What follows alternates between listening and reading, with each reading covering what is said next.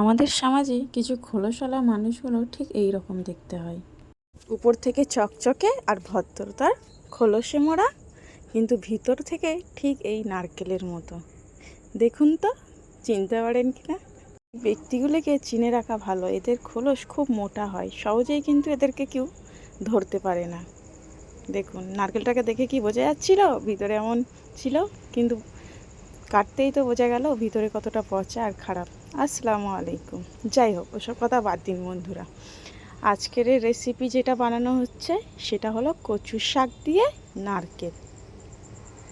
তো নারকেল কাটতে গিয়ে পড়লাম মহা বিপদে, নারকেল বেরোলো খারাপ। তো কী আর করার, দেখো বন্ধুরা, এখানে কচু শাকগুলি কেটে নিচ্ছে। আর এইভাবে ক্লিন করতে হয়, গায়ের আঁশগুলি পুরোই ছাড়িয়ে তুলে দিতে হয়, না হলে কিন্তু গলা ধরবে, খাওয়ার সময় চুলকাবে। বাড়িতে আসার কারণে অনেক দিন যাবৎ ঠিক টাইমে ভিডিও আপলোড করা হচ্ছে না, তো তার জন্য সবার কাছে আমি ক্ষমা চেয়ে নেব। আর তোমরা যেন আমাকে ভুলে যেও না, কিছুদিন পর পর ভিডিও আপলোড দিচ্ছি বলে। সবাই কিন্তু একটু সাপোর্ট করে পাশে থেকো। আর দেখুন, প্রথমে একটা নারকেল কাটতে গেলাম, দেখলাম পচা বেরিয়ে গেল, কিন্তু উপর থেকে দেখে বোঝাই যাচ্ছিল না যে নারকেলটা পচা। তারপরে আবার ফের নারকেল যেহেতু দেবো কচু শাকের মধ্যে, তো আবার ফের আর একটা নারকেল নিয়ে আমি কাটলাম। তো মনে মনে সন্দেহ হচ্ছিল যে এই নারকেলটাও যেন পচা না বেরোয়, যদি পচা বেরিয়ে যায় তো তাহলে গেল। তারপর নারকেলটা কাটলাম একদম বিসমিল্লা বলে, দেখলাম যে না, নারকেলটা একদম ভালো আর অনেক মিষ্টি ছিল। আপনারাও দেখতে পারেন, নারকেলটা একদম খুব সুন্দর ছিল। নারকেলটাকে ছাড়িয়ে ভালো করে কেটে আবার নারকেলটাকে কুড়ে নিয়েছিলাম। এখানে কিন্তু আমি একটা নারকেলের মালা ইউজ করেছি। আর এখানে আমরা কালকচুর ডাঁটা নিয়েছি। তো কালকচুর ডাঁটাকে ভালো করে ক্লিন করে ধুয়ে এই কড়াইয়ের মধ্যে বসিয়ে দিয়েছি সিদ্ধ হতে। আর খুব সামান্য পরিমাণে দেখুন পানি দিয়ে দিয়েছে এখানে।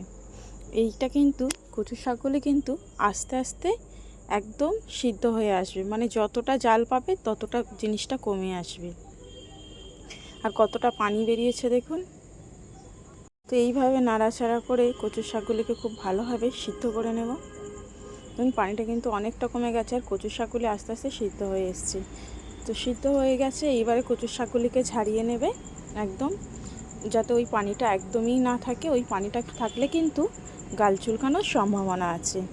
আর হ্যাঁ, এই রেসিপিটা কিন্তু আমার না, এটা আমার শাশুড়ি মায়ের রেসিপি, মানে আমার আম্মাজানের রেসিপি।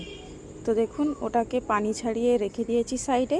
আর এইখানে কড়াইয়ের মধ্যে অনেকটা পরিমাণে সর্ষের তেল দিয়ে দিয়েছে, প্রায় 1 কাপেরও বেশি, কারণ তেলের উপরে জিনিসটা ভাজা ভাজা হবে। এখানে 2-3টি তেজপাতা মাঝখান থেকে কেটে 2 টুকরো করে দিয়ে দিয়েছে। আর দিয়ে দিয়েছিল 1 চা চামচ পরিমাণ গোটা জিরে, আর একটি শুকনো লঙ্কা ফ্লেভারের জন্য দিয়ে দিয়েছিল।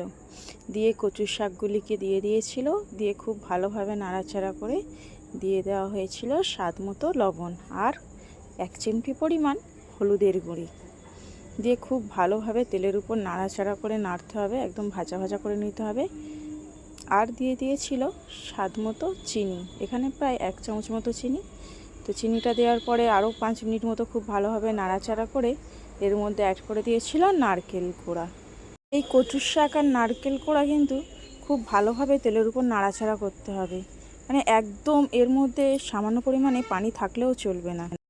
পানি যদি থেকে যায় তাহলে কিন্তু গাল চুলকাবে, একদম ভাজা ভাজা করে নিতে হবে তেলের উপর।